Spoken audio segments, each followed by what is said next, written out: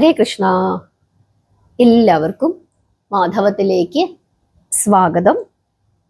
കഴിഞ്ഞ ദിവസം നമ്മൾ പറഞ്ഞു നിർത്തിയത് രാമായണത്തിലെ ഏറ്റവും ശ്രേഷ്ഠമായ ഒരു ഭാഗമാണ്. കേട്ടിട്ടില്ലാത്ത എല്ലാവരും ആ ഭാഗം നിർബന്ധമായും കേൾക്കണം. കാരണം ശ്രീരാമചന്ദ്രന്റെ പാദുകങ്ങൾ, ആ പാദുകങ്ങളെ പട്ടാഭിഷേകം ചെയ്തിട്ട് ഭരതൻ ആ പാദുകങ്ങളുമായി തിരിച്ച് അയോധ്യയിലേക്ക് പോകുന്ന ആ ഭാഗമാണ്. വളരെ വളരെ ശ്രേഷ്ഠമായ ഭാഗമാണ്. നിർബന്ധമായും എല്ലാവരും ആ കഥ കൂടി കേൾക്കണം. ഇന്നത്തെ കഥാഭാഗത്തോടു കൂടി അയോധ്യാകാന്ഡം അവസാനിക്കുകയാണ്. അതുകൊണ്ട് തന്നെ ഒരുപാട് പ്രത്യേകതകൾ, ഒരുപാട് കഥാഭാഗങ്ങൾ ഒരുപക്ഷെ നമ്മൾ മലയാളികൾ വായിക്കുന്ന അധ്യാത്മരാമായണത്തിൽ ഇല്ലാത്ത ഭാഗങ്ങൾ കൂടി ഞാനിന്ന് പറയുന്നുണ്ട്. കാരണം രാമായണം വിവിധ തരത്തിലുണ്ട്. ഏറ്റവും ചെറിയ രാമായണമാണ് അധ്യാത്മരാമായണം, വാൽമീകി രാമായണം, അതുപോലെ തുളസീദാസ രാമായണം, രാമചരിതമാനസം, പിന്നെ കമ്പരാമായണം, കൃത്തിവാസ രാമായണം, ഇങ്ങനെ പല രാമായണങ്ങളുണ്ട്. അതുകൊണ്ട് തന്നെ അധ്യാത്മരാമായണത്തിൽ ഇല്ലാത്ത പല ഭാഗങ്ങളും ഞാൻ നിങ്ങളോട് പറയുന്നുണ്ട്. അതുകൊണ്ട് കഥകളെല്ലാം വളരെ ശ്രദ്ധയോടുകൂടി കേൾക്കണം. അങ്ങനെ ഭരതൻ തിരിച്ച് അയോധ്യയിലേക്ക് പോകുന്നു. പിന്നീട് ഒരു വർഷം തികയുന്നു. അതായത് ദശരഥ മഹാരാജാവ് മരിച്ചിട്ട് ഒരു വർഷം തികയുന്നു. പർവ്വതത്തിന്റെ മുകളിൽ താമസിക്കുകയാണ് രാമനും സീതയും ലക്ഷ്മണനും. ദശരഥൻ മരിച്ചിട്ട് ഒരു വർഷം തികയുന്നു. രാമൻ സീതയോടും ലക്ഷ്മണനോടും ചോദിക്കുകയാണ്, അച്ഛൻ്റെ വാർഷിക ശ്രാദ്ധം വരുന്നു, എന്തു നൽകിയാണ്, എന്തു ചെയ്തിട്ടാണ് നമ്മളത് അനുഷ്ഠിക്കേണ്ടത് എന്ന് ചോദിക്കുന്നു. അങ്ങനെ ചോദിച്ചതിനു ശേഷം രാമൻ തന്നെ വീണ്ടും പറയുകയാണ്, മുന്തിരിങ്ങ കൊണ്ടുവന്ന് അർപ്പിക്കാം. അങ്ങനെ പറഞ്ഞിട്ട് രണ്ടു സഹോദരന്മാരും മുന്തിരിങ്ങ ശേഖരിക്കുന്നതിനായിട്ട് പോകുന്നു. ആ സമയത്ത് സീതാദേവി എവിടെ ഇരിക്കുകയാണ്? ഫാൽഗുനി നദിയുടെ തീരത്ത് ഇരിക്കുകയാണ്. കുളിച്ച് ബലി ഇടാനായിട്ട് ഇരിക്കുന്നു. അങ്ങനെ ഇരിക്കുന്ന സീതയുടെ മുമ്പിലേക്ക് ആര് പ്രത്യക്ഷപ്പെടുന്നു? ദശരഥൻ പ്രത്യക്ഷപ്പെടുന്നു. എന്നിട്ട് ദശരഥൻ സീതാദേവിയോട് പറയുകയാണ്, സീതേ, എനിക്ക് വിശപ്പ് സഹിക്കുവാൻ സാധിക്കുന്നില്ല, നിൽക്കാൻ പോലും കഴിയുന്നില്ല. നീ പുത്രവധുവാണ്, ഞാൻ നിന്റെ ശശ്വരനാണ്, ബലിപിണ്ഡമർപ്പിച്ച് എൻ്റെ വിശപ്പ് മാറ്റുക എന്ന് പറയുന്നു.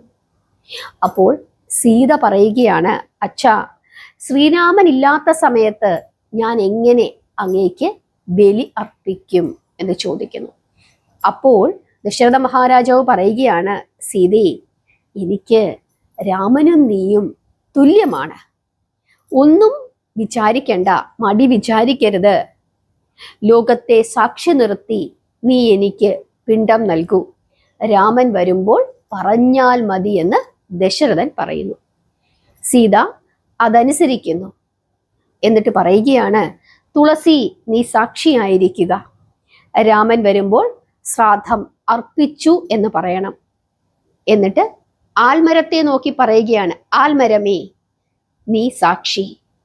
പിന്നീട് ഫാൽഗുനി നദിയെ നോക്കി പറയുന്നു, ഫാൽഗുനി, നിങ്ങളും സാക്ഷി. ബ്രാഹ്മണരെ, ബ്രാഹ്മണരെ, നിങ്ങളും സാക്ഷി.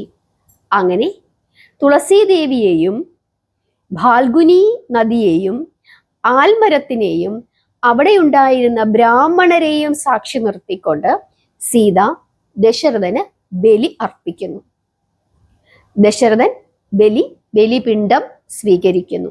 എന്നിട്ട് സന്തോഷത്തോടു കൂടി സ്വർഗത്തിലേക്ക് പോവുകയും ചെയ്തു. അതിനുശേഷം ശ്രീരാമചന്ദ്രൻ ശ്രാദ്ധത്തിലുള്ള സാമഗ്രികളെല്ലാം ശേഖരിച്ചുകൊണ്ട് അവിടേക്ക് തിരിച്ചു വരുന്നു. അപ്പോൾ ദേവി സന്തോഷത്തോടു കൂടി നടന്ന കാര്യങ്ങളൊക്കെ രാമനോട് പറയുന്നു. പ്രഭു, അജപുത്രൻ ദശരഥൻ, അച്ഛൻ ഇന്നിവിടെ വന്നിരുന്നു, എന്നോട് ശ്രാദ്ധപിണ്ഡം നൽകുവാൻ പറഞ്ഞു. പിണ്ഡം സ്വീകരിച്ചുകൊണ്ട് അദ്ദേഹം സ്വർഗത്തിലേക്ക് തിരികെ പോയി. ഇങ്ങനെ സീതാദേവി രാമനോട് പറയുന്നു. അപ്പോൾ ശ്രീരാമചന്ദ്രൻ ചോദിക്കുകയാണ്, സീതേ, ഈ കാര്യങ്ങൾ അവിടുന്ന് പറയുന്നു, അത് ആരൊക്കെ കണ്ടു? ആരെ സാക്ഷി നിർത്തിയിട്ടാണ് ദേവി ഇങ്ങനെ ചെയ്തത് എന്ന് ചോദിക്കുന്നു. ഉടനെ സീതാദേവി അവിടെ ഉണ്ടായിരുന്ന ബ്രാഹ്മണരോട് പറയുകയാണ്, ബ്രാഹ്മണരെ, നിങ്ങൾ കണ്ടില്ലേ? നിങ്ങൾ പറയൂ എന്ന് പറയുന്നു. ഉടനെ രാമൻ ആ ബ്രാഹ്മണരോട് ചോദിക്കുകയാണ്, അല്ലയോ ബ്രാഹ്മണരെ, നിങ്ങൾ കണ്ടോ എൻ്റെ പിതാവിനെ ദശരഥനെ എന്ന് ചോദിക്കുന്നു. ഉടനെ ഈ ബ്രാഹ്മണര് പറയുകയാണ്, ഞങ്ങൾ കണ്ടില്ല എന്ന്. സീതയ്ക്ക് വലിയ സങ്കടമായി. സീതയുടെ ശരീരം വിറച്ചു. എന്നിട്ട് സീത ആ ബ്രാഹ്മണരെ ശപിച്ചു. ലക്ഷം വില പിടിക്കുന്ന സമ്പത്ത് നിങ്ങളുടെ ഭവനത്തിലുണ്ടെങ്കിലും നിങ്ങൾ ഭിക്ഷക്കാരെ പോലെ നാടുനീളെ അലയും. ഇങ്ങനെയാണ് ശപിച്ചത് ആ ബ്രാഹ്മണരെ.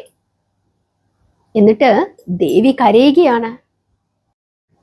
ദേവിയുടെ കരച്ചിൽ കണ്ടപ്പോൾ ശ്രീരാമചന്ദ്രൻ പറയുകയാണ്, ദേവി കരയരുത്, മറ്റാരാണ് സാക്ഷി എന്ന് ചോദിക്കുന്നു. അപ്പോൾ ദേവി പറയുകയാണ്, പ്രഭു, തുളസിയെ വിളിച്ചു ചോദിക്കൂ, അവൾ കണ്ടതാണ് എന്ന് പറയുന്നു. ഉടനെ രാമൻ തുളസിയോട് ചോദിക്കുന്നു, സീതാദേവി ദശരഥന് പിണ്ഡം നൽകിയത് ദേവി കണ്ടുവോ എന്ന് ചോദിക്കുന്നു. ഉടനെ ഞാൻ കണ്ടില്ല എന്ന് ആ ബ്രാഹ്മണര് പറഞ്ഞതുപോലെ ഈ തുളസി ദേവിയും പറയുന്നു. അത് കേട്ടതും സീതാദേവിയുടെ സങ്കടം ഇരട്ടിച്ചു. ദേവി തുളസിയെ ശപിക്കുന്നു. നിങ്ങൾ എന്തു വലിയ തെറ്റാണ് ചെയ്തത്? എൻ്റെ ദുഃഖം നിങ്ങൾ ഇരട്ടിപ്പിച്ചു. അതുകൊണ്ട് ഞാൻ നിങ്ങളെ ശപിക്കുന്നു എന്ന് പറഞ്ഞിട്ട് ശപിക്കുകയാണ് തുളസിയെ. നിങ്ങളുടെ ഇല ശ്രീഹരിക്ക് പ്രിയമാണ് എങ്കിലും കുറുക്കനും നായയും മലമൂത്രങ്ങൾ വിസർജിക്കുന്ന പ്രദേശത്തുമൊക്കെ നിങ്ങൾ ജീവിക്കുക തന്നെ ചെയ്യും. അതായത് ഏതു വൃത്തിയില്ലാത്ത പ്രദേശത്തും തുളസി കിളിക്കും എന്നർത്ഥം. എവിടെയും തുളസി കിളിക്കും. വൃത്തിയില്ലാത്ത മലിനമായ പ്രദേശത്തും കിളിക്കും. പക്ഷേ തുളസി പവിത്രമാണ്. തുളസിയില ശ്രീഹരിക്ക് പ്രിയമാണ്. പക്ഷേ ഇങ്ങനെ ഉള്ള പ്രദേശത്ത് ജനിക്കുവാൻ ഇടവരും എന്ന നിലയിൽ സീത തുളസിയെ ശപിക്കുന്നു.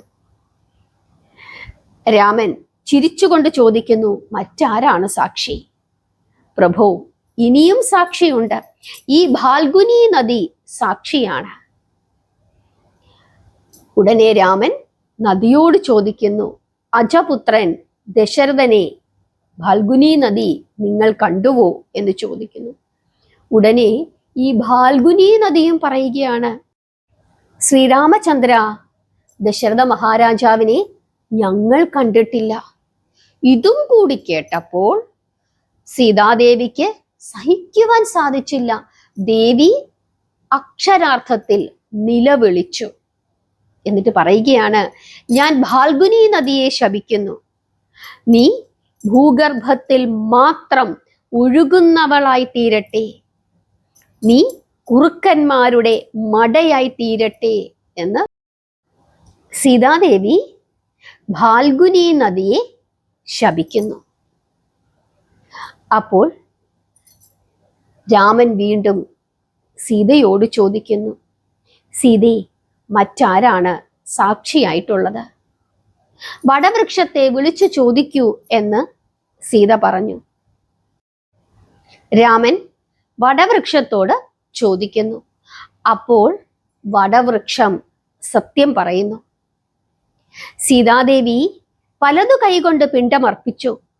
ദശരഥ മഹാരാജാവ് അത് സ്വീകരിക്കുന്നു, ഭക്ഷിക്കുന്നു. ഞാൻ കണ്ടു. എല്ലാവരും നോക്കി നിൽക്കെ അദ്ദേഹം സ്വർഗത്തിലേക്ക് പോവുകയും ചെയ്തു. ഇതിനു മുമ്പ് പറഞ്ഞവരെല്ലാം കള്ളസാക്ഷ്യമാണ് പറഞ്ഞത്, അതും കൂടി വടവൃക്ഷം പറയുന്നു. വടവൃക്ഷത്തിന്റെ വാക്കു കേട്ട് രാമൻ വടവൃക്ഷത്തെ അനുഗ്രഹിക്കുന്നു. വടവൃക്ഷമേ, നീ ചിരഞ്ജീവിയാകട്ടെ, എല്ലാ അക്ഷയനും വസ്തുക്കളുടെയും ഇരുന്നു കൊണ്ട് പ്രപഞ്ചത്തെ പറ്റി ചിന്തിക്കുന്നതിനാൽ എനിക്കറിയാം. ചിന്താമണിയാണ് സാക്ഷികളോട് ചോദിച്ചത്. പിണ്ടം നൽകുന്നത് പറയും എന്ന് അറിയുന്നതിന് അന്തര്യാമിയായ അവിടുന്ന് കാണാത്തതിനാൽ നീ ചിന്താമണി എന്ന പേര് ഞാൻ നിനക്ക് വരംനൽകമായി പോയല്ലോ. വേനൽക്കാലത്ത് തണുപ്പും ചിന്തയിൽ വ്യാകുലമായി എന്നിലുണ്ടാകും. ആ പേരിന് അങ്ങനെ രാമൻ വടവൃക്ഷത്തെ എല്ലാവരും അനുഗ്രഹിക്കുന്നു. അത് സീതാദേവി കേൾക്കുന്നു. സീതാദേവി വീണ്ടും വടവൃക്ഷത്തെ അനുഗ്രഹിക്കുകയാണ്.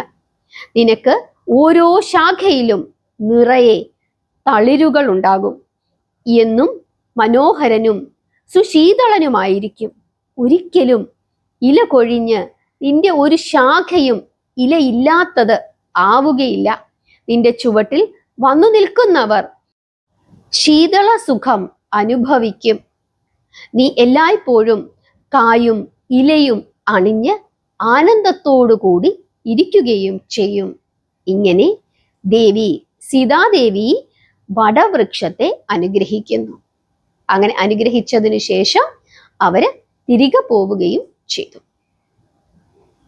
ചിത്രകൂടത്തിൽ നിന്നും പുറപ്പെട്ട രാമനും ലക്ഷ്മണനും സീതയും പിന്നീട് ഗയയിൽ എത്തിച്ചേരുന്നു. സീത പറയുകയാണ്, പ്രഭു, പഴയ കഥകൾ പറയൂ, ഞാൻ കേൾക്കട്ടെ. എന്തു കാരണത്താലാണ് ഗയാധാമം ഉണ്ടായത്? ഇവിടെ പിണ്ടം നൽകുന്നവർ വൈകുണ്ഠത്തിൽ എത്തിച്ചേരുന്നു എന്ന് പറയുന്നത് എന്തുകൊണ്ടാണ്? ഇങ്ങനെ സീത രാമനോട് ചോദിക്കുന്നു. അപ്പോൾ രാമൻ ആ കാര്യം പറഞ്ഞു കൊടുക്കുന്നു. ശ്രദ്ധിച്ചു കേട്ടുകൊള്ളുക. ഗയാസുരൻ എന്ന ഒരു അസുരൻ ഉണ്ടായിരുന്നു. ഇന്ദ്രൻ അവനുമായി ഭീകരമായ യുദ്ധത്തിൽ ഏർപ്പെടുന്നു. ഗയാസുരൻ ശക്തനായിരുന്നു. ഇന്ദ്രാദി ദേവന്മാരെയെല്ലാം ജയിച്ച് അശ്വമേധ യാഗങ്ങളും ധാരാളം യജ്ഞങ്ങളുമൊക്കെ ചെയ്ത് അക്ഷയമായ ആരോഗ്യവും ഭീകരമായ ശരീരവുമെല്ലാം ആർജിച്ചു. അവൻ ആരെയും മാനിച്ചില്ല, ദുഷ്ടനായിരുന്നു. ഓരോ ദേവന്മാരെയായി അവൻ ജയിക്കുന്നു. ദേവന്മാർക്ക് സ്വർഗത്തിൽ വസിക്കുവാൻ തന്നെ കഴിയുന്ന സാഹചര്യം ഉണ്ടാകുന്നില്ല. അങ്ങനെ ദേവന്മാരെല്ലാവരും കൂടി ബ്രഹ്മദേവന്റെ അടുക്കൽ ചെന്ന് സങ്കടം പറയുന്നു. അല്ലയോ ബ്രഹ്മദേവ, ഞങ്ങളെ രക്ഷിക്കണം. അസുരനെ ഭയന്ന് ദേവലോകം ഉപേക്ഷിക്കേണ്ടി വന്നിരിക്കുന്നു ഞങ്ങൾക്ക് എന്ന് ദേവന്മാർ ബ്രഹ്മദേവനോട് പറയുന്നു. അങ്ങനെ ബ്രഹ്മദേവൻ ദേവന്മാരെ രക്ഷിക്കുന്നതിന് വേണ്ടി കൈലാസത്തിൽ ചെന്ന് മഹാദേവനെയും കൂട്ടിക്കൊണ്ടുവന്ന് ഗയൻ എന്ന അസുരനോട് ഇവർ രണ്ടുപേരും കൂടി യുദ്ധം ചെയ്യുന്നു. പക്ഷേ അവർക്ക് ഈ അസുരനെ തോൽപ്പിക്കുവാൻ സാധിച്ചില്ല. അവർക്ക് മനസ്സിലായി ഈ അസുരന് വലിയ ശക്തിയുണ്ട്, പക്ഷേ ബുദ്ധി കുറവാണ് എന്ന് മനസ്സിലാക്കുന്നു. അതനുസരിച്ചിട്ട് ഈ ബ്രഹ്മദേവൻ ഈ അസുരനോട് പറയുകയാണ്, അല്ലയോ ഗയാസുര, അങ്ങ് വളരെ ബലവാനാണ്, പുണ്യവാനാണ്. അങ്ങയെപ്പോലെ പുണ്യവാൻ ഈ ലോകത്ത് ആരുമുണ്ട് എന്ന് തോന്നുന്നതുമില്ല. അതുകൊണ്ട് ഞങ്ങൾക്കൊരു ഉപകാരം ചെയ്യണം. അങ്ങയുടെ മുകളിൽ ഞങ്ങൾക്ക് ഒരു യജ്ഞം ചെയ്യണം, അതിന് അനുവദിക്കണം എന്ന് പറയുന്നു. ഉടനെ ഈ അസുരൻ പറയുകയാണ്, ശരിയാണ് നിങ്ങൾ പറഞ്ഞത്. നിങ്ങൾ രണ്ടുപേരും കൂടി എൻ്റെ മുകളിലിരുന്ന് യജ്ഞം ചെയ്തു കൊള്ളുക. എന്നാലും നിങ്ങൾക്ക് എന്നെ തോൽപ്പിക്കുവാൻ സാധിക്കുകയില്ല എന്ന് പറയുന്നു. എന്നിട്ട് ഗയൻ എന്ന അസുരൻ ബ്രഹ്മാവിനും ശിവനും യജ്ഞം ചെയ്യുന്നതിനായിട്ട്, യാഗം ചെയ്യുന്നതിനായിട്ട് അങ്ങനെ ഭൂമിയിൽ ഇങ്ങനെ പരന്നു കിടന്നു. ഭൂമിയിലുള്ള പർവ്വതങ്ങളും പാറക്കെട്ടുകളും ഗയാസുരന്റെ മുകളിൽ കൊണ്ടുവന്നിട്ട് വേദി ഉണ്ടാക്കുന്നു ബ്രഹ്മദേവൻ. ദേവന്മാരെല്ലാം അവിടെ എത്തിച്ചേർന്നു. ദേവന്മാരെല്ലാവരും ബ്രഹ്മാവും ചേർന്ന് അതിഭാരമുള്ള ഒരു കരടിയായിട്ട് വേദിയിൽ ഇരിക്കുന്നു. ബ്രഹ്മാവും ശിവനും ചേർന്ന് അഗ്നി ജ്വലിപ്പിക്കുന്നു. കുടങ്ങളിൽ നിറയെ നെയ്യ് കൊണ്ടുവരുന്നു. ഹോമകുണ്ടത്തിൽ ഒഴിക്കുന്നു. തീജ്വാലകൾ ആകാശത്തിലേക്ക് ഉയരുന്നു. അസുരൻ ഇങ്ങനെ കിടക്കുകയാണ്. പക്ഷെ എന്നിട്ടും അസുരന് ഒന്നും പറ്റിയില്ല. അവന് ഭയമുണ്ടാവുകയുമില്ല. യജ്ഞം കഴിഞ്ഞു. ഗയൻ എന്ന അസുരൻ ശരീരം കുടഞ്ഞ് എഴുന്നേൽക്കുന്നു. പർവ്വതങ്ങൾ അതോടുകൂടി, ആ കുടച്ചിലിൽ അവന്റെ ശരീരം കുടഞ്ഞതോടുകൂടി പർവ്വതങ്ങളെല്ലാം ദൂരത്തേക്ക് തെറിച്ചു പോവുകയും ചെയ്തു. ദേവന്മാർ ഒരു കരിയില പോലെ പറന്നു പോവുകയും ചെയ്തു.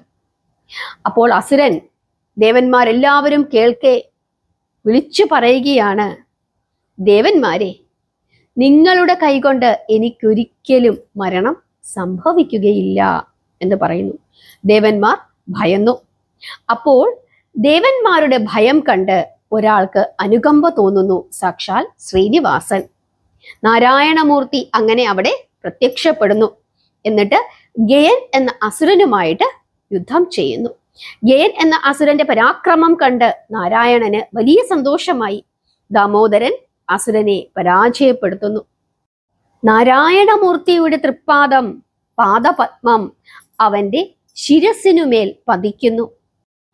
ഗയാശിരസിലുള്ള വിഷ്ണുപാദത്തിലാണ് പിണ്ഡം നൽകുന്നത്.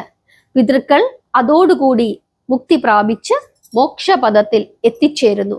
അതുകൊണ്ട് ഗയാധാമം എന്ന് അറിയപ്പെടുന്നു. അതുകൊണ്ട് ഏറ്റവും ശ്രേഷ്ഠമായ സ്ഥലം, അതായത് പിതൃബലി അർപ്പിക്കുവാൻ ഏറ്റവും ശ്രേഷ്ഠമായ പ്രദേശം ഏത് എന്ന് ചോദിച്ചു കഴിഞ്ഞാൽ അത് ഗയ മാത്രമാണ്. ഗയയിൽ ബലിയിട്ടു കഴിഞ്ഞാൽ, പിണ്ഡദാനം ചെയ്തു കഴിഞ്ഞാൽ ആ പിതൃ മോക്ഷം പ്രാപിക്കുന്നു. ഹരേ കൃഷ്ണ. ഇതോടുകൂടി അയോധ്യാകാന്ഡം അവസാനിച്ചു. ഇനി ആരണ്യകാന്ഡമാണ്. സീതാദേവിയുടെ ഈ ശാപം അത് ഇന്നും നമുക്ക് കാണാനായിട്ട് സാധിക്കും. ഗയയില് ധാരാളം ആളുകള് ബലിയിടാനായിട്ട് വരും. പക്ഷേ ഇപ്പോഴും അവിടെയുള്ള ബ്രാഹ്മണര് ദരിദ്രരാണ്. അവരിപ്പോഴും ഇങ്ങനെ വില പേശിക്കൊണ്ടേയിരിക്കും. അവർക്ക് എത്ര കിട്ടിയാലും അവർക്ക് തികയില്ല. അങ്ങനെ എപ്പോഴും അവരിങ്ങനെ വില പേശിക്കൊണ്ട് ഇരിക്കും. അങ്ങനെ ഒരു സ്ഥിതിവിശേഷം അവർക്കുണ്ട്. കാരണം എപ്പോഴും അവർക്ക് ബുദ്ധിമുട്ടും ദാരിദ്ര്യവുമാണ്. എത്ര കിട്ടിയാലും അവർക്ക് തികയില്ല. അതുപോലെ തുളസിച്ചെടി ആയാലും നിങ്ങൾ നോക്കിക്കോളൂ, വളരെ വൃത്തിഹീനമായ പ്രദേശത്ത് പോലും തുളസി തന്നെത്താനെ കിളിച്ചു വരും. അതുപോലെ ഈ ഫാൽഗുനി നദി, അത് ഗയയിൽ പോയിട്ടുള്ള ആളുകൾക്കൊക്കെ അറിയാം. അവിടെ ഇങ്ങനെ ആ മണൽ പ്രദേശത്ത് ഇങ്ങനെ നമ്മൾ കുഴിച്ചു നോക്കുമ്പോൾ വെള്ളം കാണാനായിട്ട് പറ്റും. പക്ഷെ ഭൂമിക്കടിയിലാണ്. അതിങ്ങനെ അവിടെ പോയിട്ട് ആളുകൾ ഇങ്ങനെ കുഴിച്ചു നോക്കുമ്പോൾ വെള്ളം വരുന്നത് കാണാം. ഭൂമിക്കടിയിലൂടെ ഒഴുകിക്കൊണ്ടിരിക്കുകയാണ്. ആ പ്രദേശം ഇങ്ങനെ കുറുക്കന്മാരൊക്കെ, ധാരാളം കുറുക്കന്മാരുള്ള ഒരു പ്രദേശവുമാണ്. ദേവിയുടെ ശാപം ഫലിച്ചിരിക്കുന്നു. അക്ഷരാർത്ഥത്തിൽ ഫലിച്ചിരിക്കുന്നത് നമുക്ക് അവിടെ ചെന്നാൽ കാണാനായിട്ട് സാധിക്കും. പക്ഷേ ബലിയിടാൻ ഏറ്റവും ശ്രേഷ്ഠമായത് ഗയാശ്രാദ്ധമാണ് ഏറ്റവും ശ്രേഷ്ഠം. ഗയയിൽ പോയിട്ടുള്ള എല്ലാവരും നിങ്ങളുടെ അനുഭവങ്ങൾ കമന്റായി രേഖപ്പെടുത്തുക.